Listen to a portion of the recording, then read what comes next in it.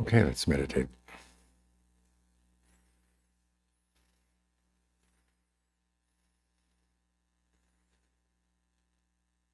You know the basic steps.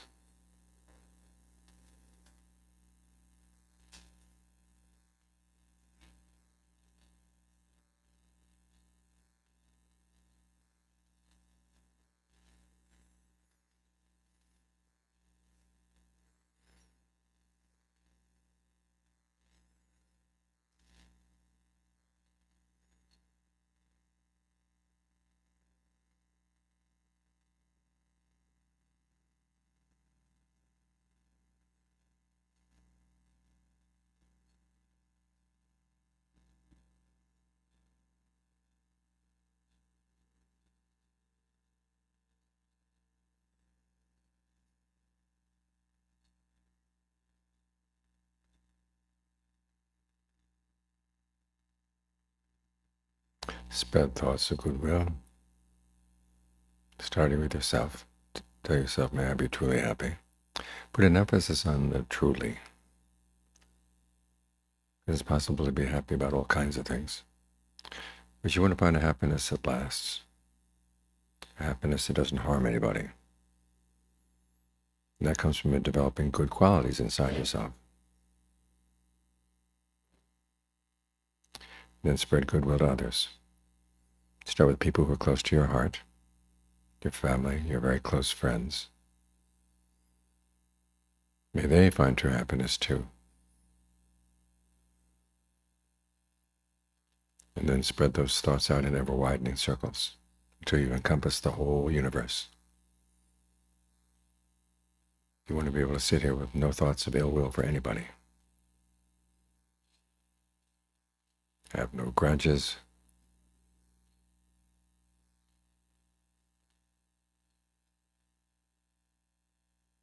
Just let things be. Because you have work to do inside. That's the next step. Focus on your breath. And keep watch over the mind to make sure that it stays with the breath. It's almost as if you have two minds here. The one that's focused on the breath, the other that's focused on the relationship between the two. You want to keep them together. So adjust the breath so it feels good. And if any thoughts come up in the mind that would pull you away from the breath, just let them go. If you found that they've already pulled you away before you realize what happened, you can drop that thought. You don't have to finish it. Just let it go.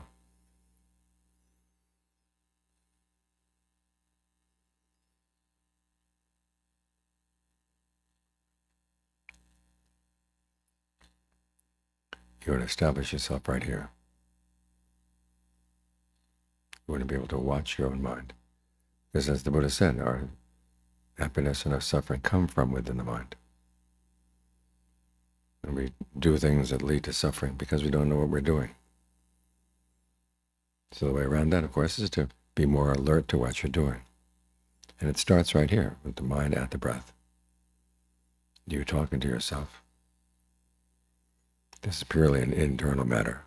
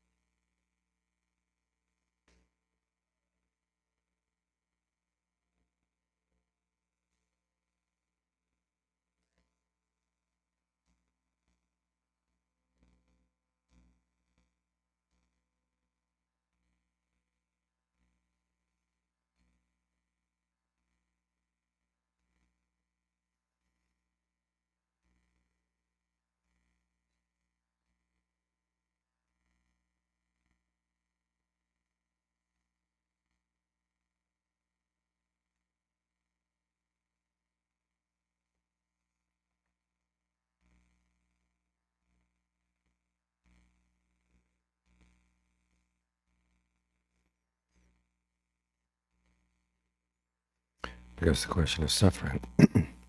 is basically the mind's relationship to itself. The things you do and then the suffering that comes as a result. We may say that we suffer because of things that other people have done to us or are doing to us. But it's really how we take in that information that makes the difference between whether we're going to suffer from it or not.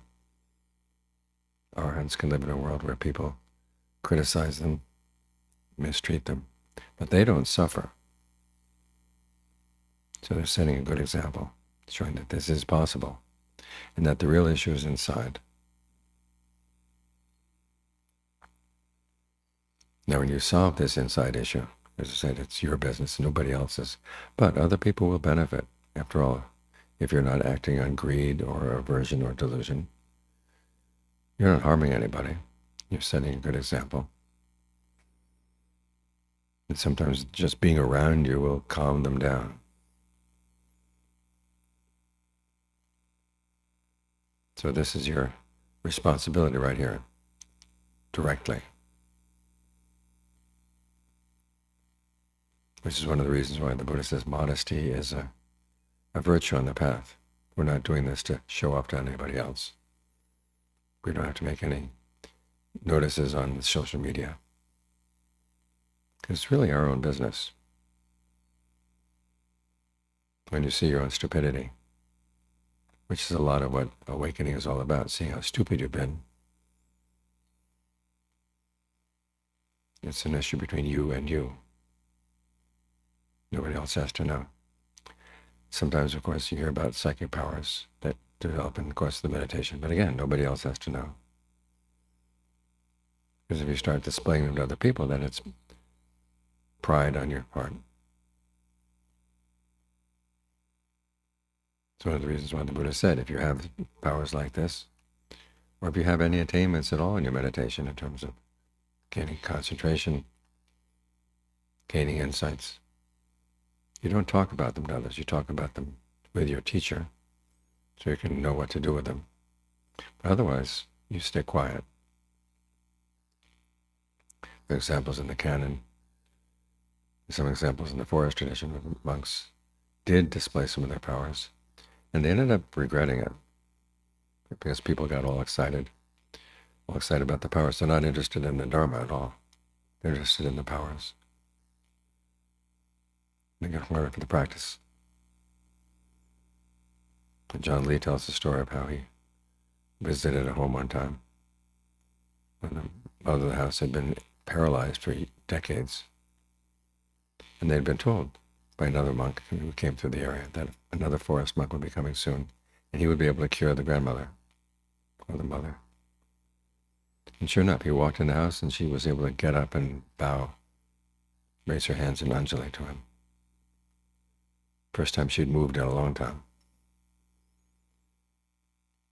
And then over the course of the next couple of days, she got better and better, so she could actually do chores around the house. Well, the people in the village all came looking for John Lee. They wanted him to cure their illnesses too. So he had to leave. Same with that story that we read in the readings about the monk who was able to create a little bit of rain and wind to cool the other monks down. Someone else finds out about this, a layperson finds out about this, and the monk has to leave for fear of that the word is going to get out. So people have these powers and show them off. They suffer. Even if people don't have powers of any kind, but they start talking about how much they know about the Dharma. One, they can do a lot of damage. And two, even if what they say is true, the question is, why are you doing this? Are you just doing it to attract attention to yourself, or what? This is why the Buddha says you should be modest about your attainments, because they actually are your business and nobody else's. But that doesn't mean you should be modest in your aims. In other words, the Buddha opens the way to you to put an end to suffering. And a lot of people say, well, I'll just be happy with generosity, I'll just be happy with observing the precepts. Stop there. Doing a little bit of meditation to calm the mind down. But there's so much more the Buddha has to offer. And it's all for free, and he encourages you to take all of it. In a case like this, it's not a case of greed. You're actually doing a service to yourself directly and indirectly to others. So when the Buddha offers the path to end suffering, say, see how far I can go on that. It takes time and it takes energy, but it's time well spent, energy well spent.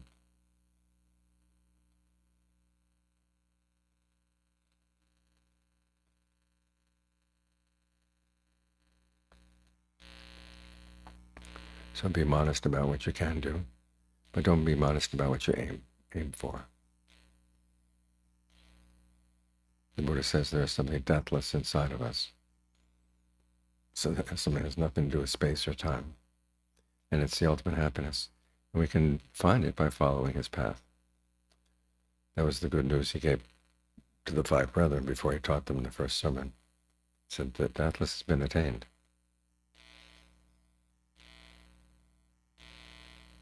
And if you do as I tell you, you'll be able to attain it too. So it's an invitation to all of us. Don't content yourself with just a little bit of practice here, a little bit of practice there.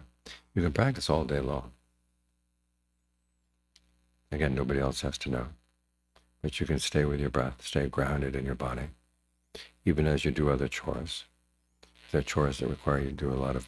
mental work, you do the mental work and then you rest. Get back into the body again, as often as you can. And after a while, you begin to realize you can still do mental work and be aware of the body at the same time. So develop that skill. It requires some effort and dedication. But after all, it is the question of your happiness. Developing the foundation for a genuine happiness that harms nobody, doesn't harm you, doesn't harm anybody else, and one that will not let you down.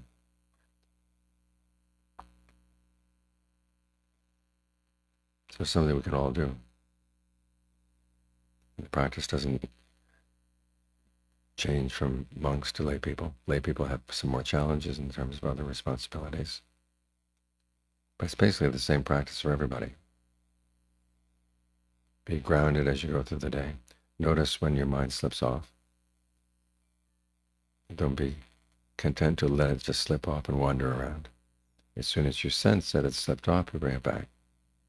Slips off again, you bring it back again. Each time you come back, reward yourself with the way of breathing. It feels especially good, so that the mind will be more and more inclined to want to come back.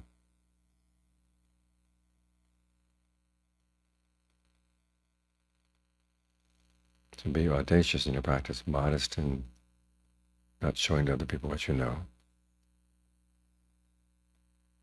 Because again, you have to ask yourself, why are you showing off your knowledge? You see this all around us, people showing off their knowledge, as if the fact that they have access to social media gives them the right to spout off about whatever. And John Munn didn't take to social media not only because they didn't have it at that time. Even if they did have it at that time, he wouldn't have gone there. He realized that the real work was inside. The rewards were inside as well. We read his biography. Lots of stories about visions he had. But the monks who lived with him said he very, very, very rarely talked about those. He would talk about them only if you had visions like that in your meditation. And he would give instructions on how to deal with them, how he had dealt with them. So they didn't pose any danger, because you do have to watch out for these things. They do have dangers. You have a vision, you have an intuition. It may be true, but it may be false. You don't know where it's coming from. If Ajahn Mun had believed everything he saw, he would have gone crazy. His principle that he taught to Ajahn Fuang is that whatever comes up in your meditation, that's not a question of who's delivering the message. The question is, what is the message? And is the message in line with the Dharma? And is it something you can test? If it seems to be in line with the Dharma and it can be tested, well, you try it out. If it doesn't work, you put it aside. In other words, you use your powers of observation in terms of what you're doing right now and the results you're getting right now. That's your test. Again, it's purely your business. Often messages and visions like that are messages just for you. You don't have to go telling anybody else.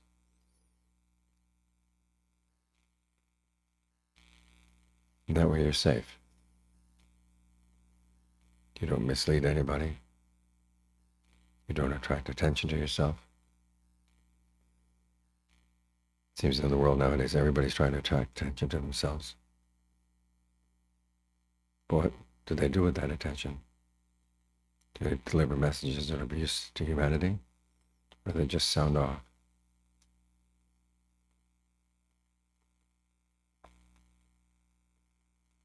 Wait until you have something really generally good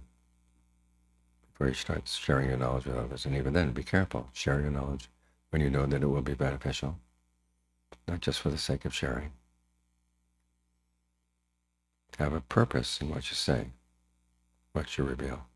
Otherwise, the basic principle is keep everything quiet. Keep everything private. Because as I said, the problem of suffering is your own private problem. When you've solved it, you've solved your big issue. But it's nobody else's business. When you're modest in what you share, but not modest in the aims of what you hope to attain, then you've learned the right balance.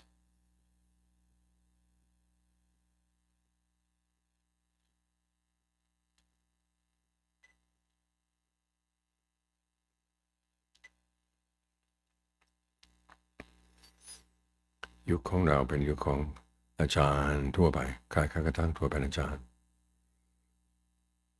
แต่แล้วทั้งอาจารย์จริงๆหลวงปู่มั่นหลวงปู่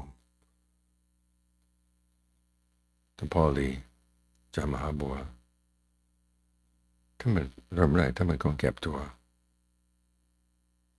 ก็ตั้งใจว่าการปฏิบัตินี่เป็นเรื่องเฉพาะภายในก็เรื่องอริยสัจทุกข์ก็เป็นเรื่องภายในสมุทัยก็เรื่องภายในนิโรธมรรคก็เป็นเรื่องภายในทั้งนั้นมันแสดงผลออกมาภายนอกบ้างแต่เนื้อแท้มันเรื่องภายในของเรานี่แหละที่เราความโง่ของเราที่สร้างความทุกข์เพราะฉะนั้นเราได้อะไรขึ้นมาในการปฏิบัติเป็นเรื่องของเราโดยเฉพาะไม่ใช่เรื่องของคนอื่นเขาถ้าเราไปอวดกับเขาก็เป็นกิเลสแต่อย่างที่ว่ายุคของเราเป็นยุคของกิเลสกระจายกันหมดเลยเราทำตัวเราเป็นตัวอย่างที่ดีได้มาก็เก็บไว้ถ่อมตัวไว้เราจึงจะปลอดภัย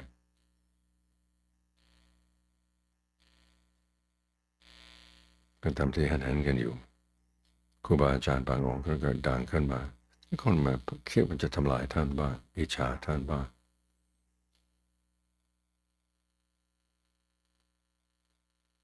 แต่บางคนก็อยากจะเป็นอาจารย์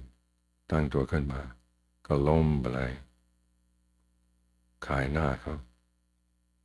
เพราะฉะนั้นทางที่ปลอดภัยแล้วก็ได้อะไรมาก็เก็บไว้บอกครูบาอาจารย์ของเราให้ทราบท่านจะได้แนะนำแต่นอกจากนั้นมันใช่เรื่องคนอื่นที่จะต้องรู้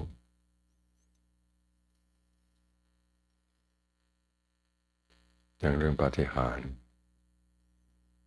พระเจ้าห้ามไม่ให้พระภิกษุแสดงเรื่องก็มีพระบางองค์ก็แสดงบ้างเขารับโทษก็มีในคัมภีร์ก็เล่าให้ฟังมีพระองค์หนึ่งเป็นพระผู้น้อยในกลุ่มเขารับนิมนต์ไปฉันที่บ้านจิตตะที่เป็นกหบดีที่เป็นพระอนาคานะเวลากลับไปก็แดดก็ร้อนพระก็รู้สึกว่าตัวจะละลายไปเลยพระผู้น้อยก็เลยเสนอขอโอกาสครับขอให้มีฝนแล้วก็ลมเย็นๆจะดีไหมพระผู้ใหญ่ก็ดีเหมือนกัน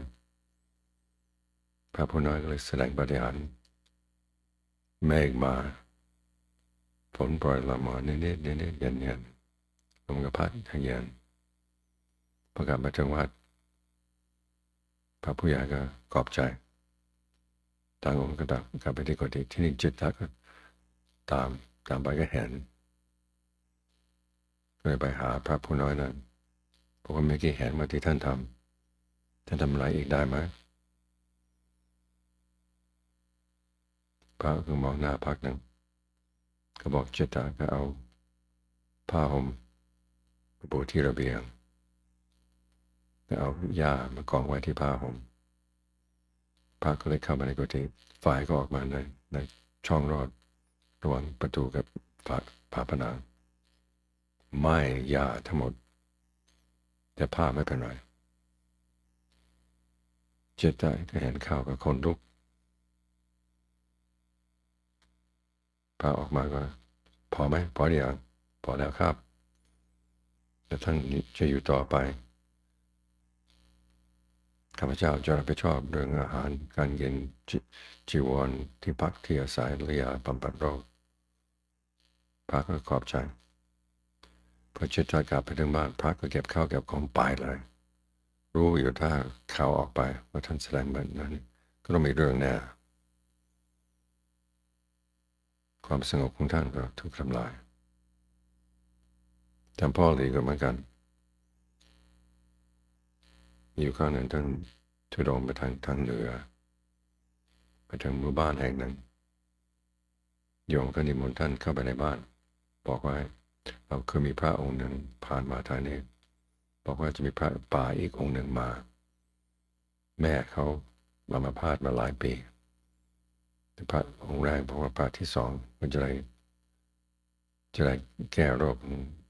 คุณยายได้ท่านเพียงแต่เดินเข้ามาในบ้านโยมก็นั่งก็ลุกขึ้นมาหน่อยๆไหว้ท่านซึ่งไม่เคยไปไหว้ใครเลยเป็นปีๆจากนั้นก็ค่อยดีขึ้นชาวบ้านก็แตกตื่นแต่องค์น้ำมาบ้างอะไรบ้างที่จะให้ท่านเสกถือว่าความสงบนั้นก็ถูกทำลายแล้วต้องหนีนี่โทษของการแสดงปาฏิหาริย์เป็นอย่างนี้นี่สำหรับผู้บริสุทธิ์นะไอ้ผู้ไม่บริสุทธิ์ก็ยังมีโทษใหญ่มันเกิดเหลืองขึ้นมาถึงจะไม่มีปาฏิหาริย์จะรู้เรื่องธรรมะอธิบายได้ชี้แจงได้แต่ตัวธรรมะไม่มีในตัวมันก็แย่ถึงจะมีจริงๆต้องรู้จักกาลเทศะในการแสดงต้องถ่อมตัวไว้ไม่ให้ใครรู้นั่นจนจะปลอดภัยแต่ว่าอีกกรณีหนึ่งถ้าไม่ให้ถ่อมตัวหมายความว่าทางที่จะพ้นจากทุกข์เปิดทางอยู่แล้วนี่พวกเราก็จะเอาเล็กๆน้อยๆบอกตัวเองว่าฉันจะไม่โลภจะเอาแค่ทานชาติหน้าขอให้ร่ำรวยให้สวยงามก็พอแล้วมันจะพอได้ที่ไหนไอ้คนที่ร่ำรวยที่สวยมันก็มีโทษติดตามมามีอันตรายติดตามมาที่เราทำบุญถ้าไม่มีปัญญามันก็จะมีโทษนะเกิดมีอำนาจวาสนาไอ้คนที่มีอำนาจวาสนาที่ไม่ได้ใช้ในทางเพศมันหายากที่สุด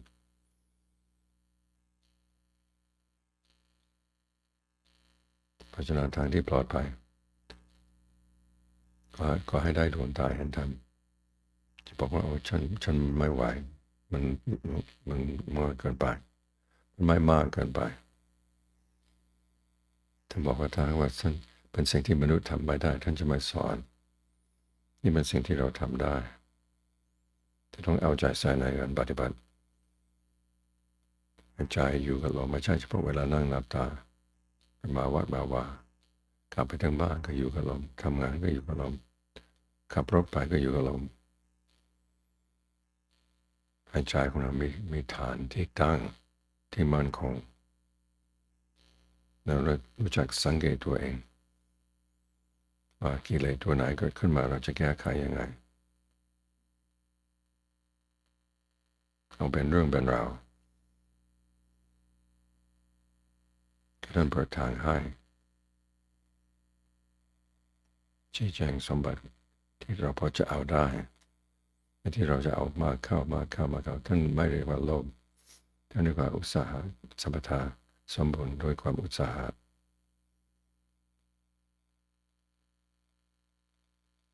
เป็นเรื่องของความทุกข์ของเราโดยตรงเราพอใจในความทุกข์ของเราไหมบางคนก็แค่นี้ก็พอทนได้แต่ว่าทางที่จะพ้นทีเดียวเลยยังมีอยู่ทำไมเราจะเอาเล็กๆน้อยๆเอาเต็มที่จึงจะสมควรเพราะฉะนั้นการถ่อมตัว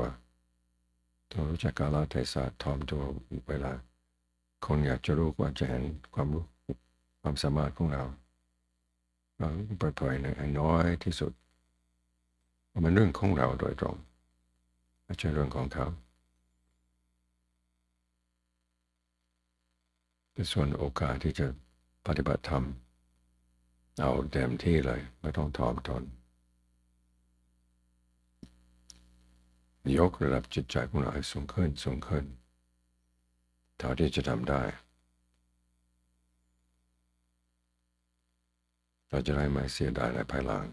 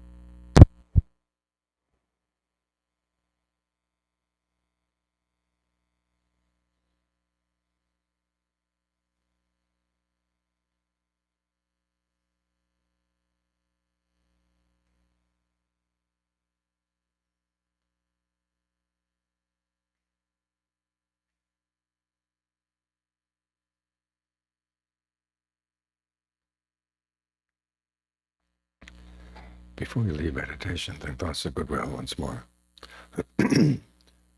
Think of whatever sense of peace or well-being you've felt for the past session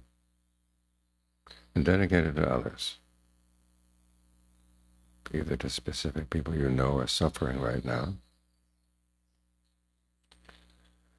or to all living beings in all directions. May we all find peace and well-being in our hearts.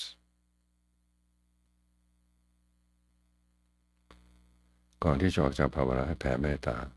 ให้นึกถึงความสงบสุขที่เราได้รับในระหว่างที่ภาวนาอยู่นี้และอุทิศให้ผู้อื่นอุทิศแบบเจาะจงก็ได้ทั่วไปก็ได้ขอให้สรรพสัตว์ทั้งหลายทั่วโลกธาตุ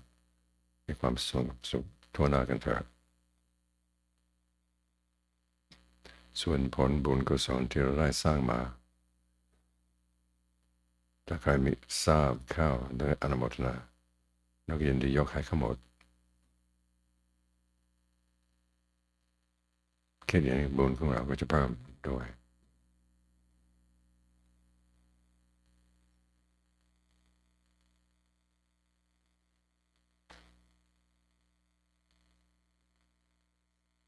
And with that thought, you can open your eyes.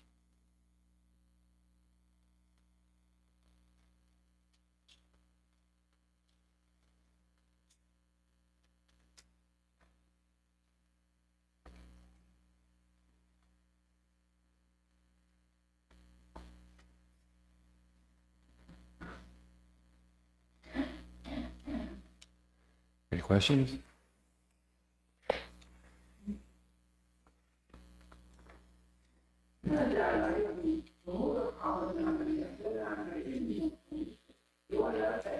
Tellเวลาใช่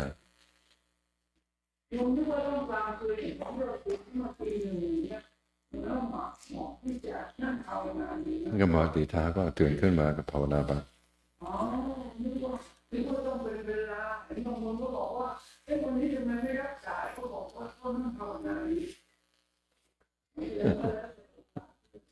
ใช่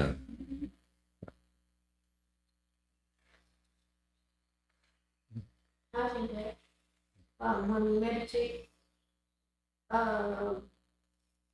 we use all the aggregate, so they're not solely into the breath, because you're also using all the aggregates, and so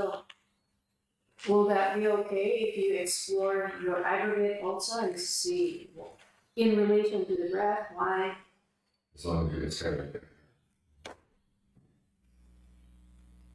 Okay, so if you want to... Like when you look at your perceptions, you can look at your thought constructs as they relate to the breath. As long as they're related to the breath. So that's the anchor. Right.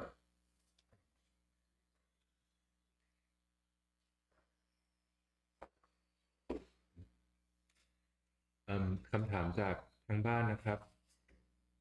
คำถามแรกครับถามว่าเพราะเหตุใดพระพุทธเจ้าจึงห้ามภิกษุแสดงอิทธิปาฏิหาริย์ครับก็ที่อธิบายที่เทศมาคงจะหลงไหลกันแตกตื่นกันมาสมมติท่านเทียมหอดได้โอ้โห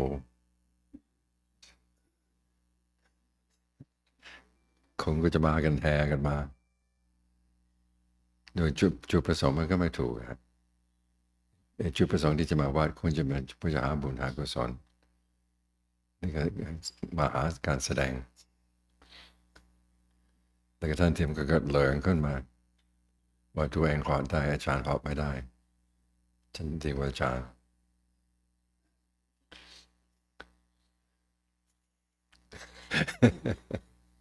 เพราะเหตุนี้ก็ไม่โทษแสดงมันก็ไม่โทษโทษภายในตัวพระเองและโทษสมัยญาติโยมด้วยอย่างท่านพ่อเลยเคยบ่นกับท่านพ่อเฟื่องคนที่จะมาวัดฟังเทศท่านตอนที่ท่านเทศเรื่องอริยสัจสี่แล้วนิวรณ์ห้าคำปฏิเป็น4-5มันก็แทงลอตเตอรี่ก็ถูกถ้าฟังไม่ได้ฟังธรรมะฟังตัวเลข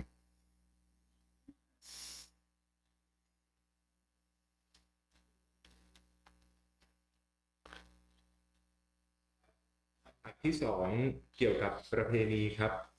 วันพฤหัสหน้าโยมจะไปถวายสังฆทานทำบุญให้สามีของเพื่อนมีเพื่อนให้รายชื่อของสำหรับถวายสังฆทานมานอกจากจะถวายอาหารน้ำข้าวและของเครื่องใช้กับพระหรือวัดแล้วก็ยังมีผ้าสบงหรือผ้าไตรด้วยขอกราบเรียนถามว่าต้องถวายผ้าสบงหรือผ้าไตรด้วยทุกครั้งที่ถวายสังฆทานหรือไม่ครับแล้วแต่สถานของเราจะถวายอะไรก็แล้วแต่บางทีก็มีพระพุทธรูปอีกด้วยค่ะหรือว่าแล้วแต่ความเหมาะสมครับเพราะถ้าถวายผ้าด้วยทุกครั้งหรือพระพุทธรูปพระคงมีเหลือเฟือเกินตัวครับความจำเป็นจะกลายเป็นภาระของพระหรือไม่ครับ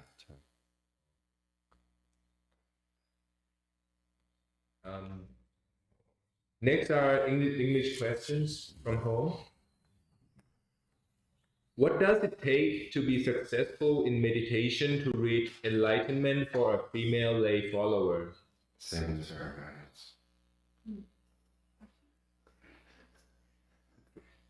You give it your time. Next person. There are two big questions. The first one, in modern psychology, we are encouraged to heal ourselves by sorting out our childhood trauma and working on our shadow selves and other thingamajig's like that. But when I read the biographies of the Thai forest Ajahns, they were simple people who just gritted their teeth and then practiced sila, samadhi, and panya in a forest or a temple, internally in a forest or a temple. As lay people, do we really need psychotherapy to fix our issues? For example, do we need to, quote unquote, heal our childhood trauma to be better people? Or can we just follow the suttas and practice sila, samadhi, and panya intensely? Well, basically everything that we're taught is complete practice. You know, the problem is nowadays people go to meditate, they go to a meditation center, they don't know the teacher, they don't know the other people. In the old days, you know, if you were studying meditation, you also had a personal relationship with the teacher. Issues would come up sometimes from your childhood, and you could discuss them with the teacher. But you'd look at them in terms not so much of healing your childhood trauma, but just realizing, okay, that was your karma. And you have to have goodwill for everybody involved. You have that attitude that you look at things from the point of view of karma, from the point of view of rebirth, and then have lots of goodwill and equanimity. That heals a lot of the wounds that everybody has.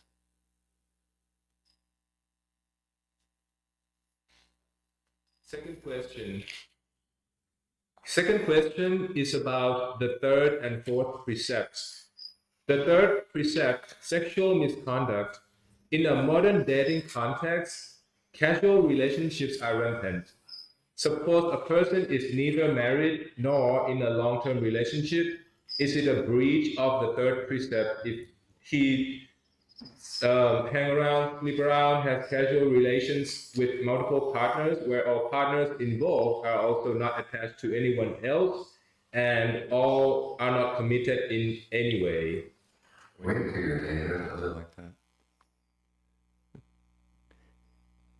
As a human being, you want to wait until you have a committed relationship.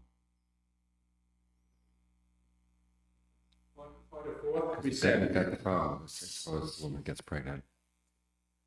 And you say, well, neither of us really want to raise a kid, then they're going to have an abortion. It's just one breaking of the precept leads to another, to another, to another. It's like a chain reaction.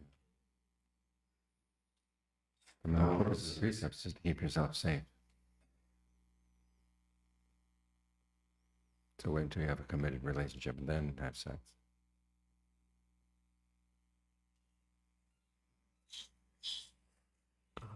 For the fourth precept, the speech, it seems that the no lying precept can be broken down into more subparts that are usually not discussed.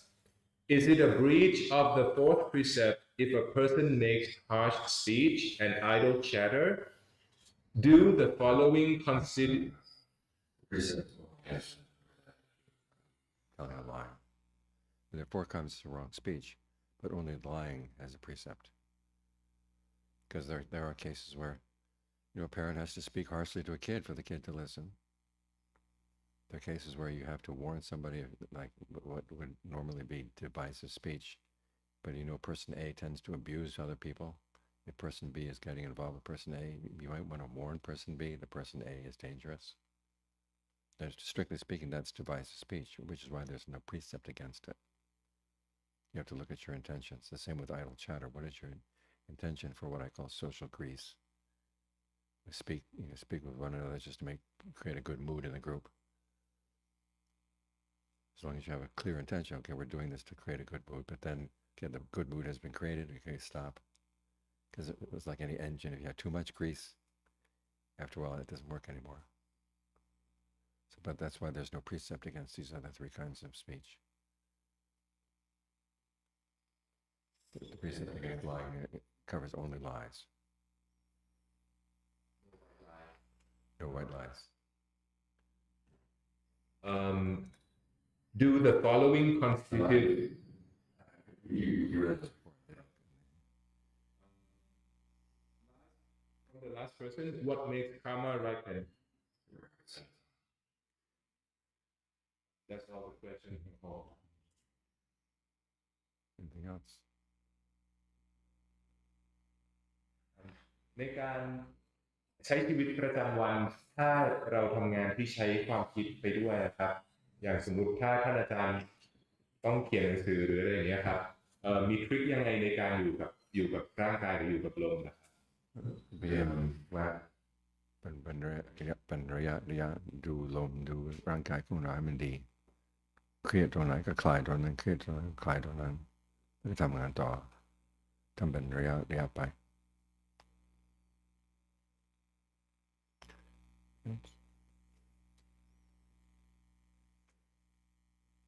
Where did you get that coat?